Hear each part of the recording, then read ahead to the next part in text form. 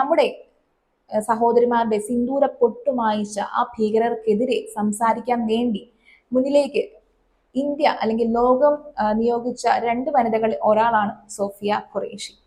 Sophia ഖുറേഷിയാണ് നമുക്ക് മുന്നിൽ പത്രമാധ്യമങ്ങൾക്ക് മുന്നിലേക്ക് ഇന്ത്യ പാകിസ്ഥാൻ യുദ്ധത്തെ കുറിച്ചുള്ള വാർത്തകളൊക്കെ അപ്ഡേറ്റ്സുകളൊക്കെ നമ്മളിലേക്ക് എത്തിച്ചു തന്നതും സോഫിയ ഖുറേഷിയാണ്. അതുകൊണ്ട് തന്നെ നമുക്ക് അവർ സുപരിചിതയാണ്. കഴിഞ്ഞ ദിവസങ്ങളിലൂടെ എല്ലാം നമ്മൾ കണ്ടുകൊണ്ട് നമുക്ക് അവർ സുപരിചിതയാണ്. അവർ നമ്മുടെ രാജ്യത്തിന്റെ കാവൽക്കാരിയാണ്, അല്ലെങ്കിൽ നമ്മുടെ രാജ്യത്തിനെ സംരക്ഷിക്കാൻ വേണ്ടി നിൽക്കുന്ന ഒരു വ്യക്തിത്വമാണ്. ഈ ഒരു വ്യക്തിത്വത്തിന് അല്ലെങ്കിൽ ഈ ഒരു സ്ത്രീത്വത്തെ അപമാനിച്ചുകൊണ്ടാണ് മധ്യപ്രദേശ് മന്ത്രിയായ വിജയ് ഷാ ഇതിനെതിരെ, അതായത് ഇവരെ ഭീകരവാദി എന്ന് അഭിസംബോധന ചെയ്തുകൊണ്ട് രംഗത്ത് വന്നു. അദ്ദേഹം ഒരു BJP പ്രവർത്തകനാണ്, BJP നേതാവാണ്, BJP മന്ത്രിയാണ്. എന്നിട്ട് കൂടി അദ്ദേഹം ഇത്തരം ഒരു തോന്നിവാസം കാണിക്കാൻ ഇടയുണ്ടായി, അല്ലെങ്കിൽ അല്ലെങ്കിൽ ഒരു വാക്യം അല്ലെങ്കിൽ അങ്ങനെ അവരെ അഭിസംബോധന ചെയ്യുന്ന ഒരു സംഭവം ഉണ്ടായി. ശരിക്കും ഇത് സോഷ്യൽ മീഡിയ ഒട്ടാകെ ആളിക്കത്തുന്ന ഒരു സാഹചര്യമായിരുന്നു നമ്മൾ ഈ 2 ദിവസങ്ങളിലൂടെ എല്ലാം കണ്ടത്.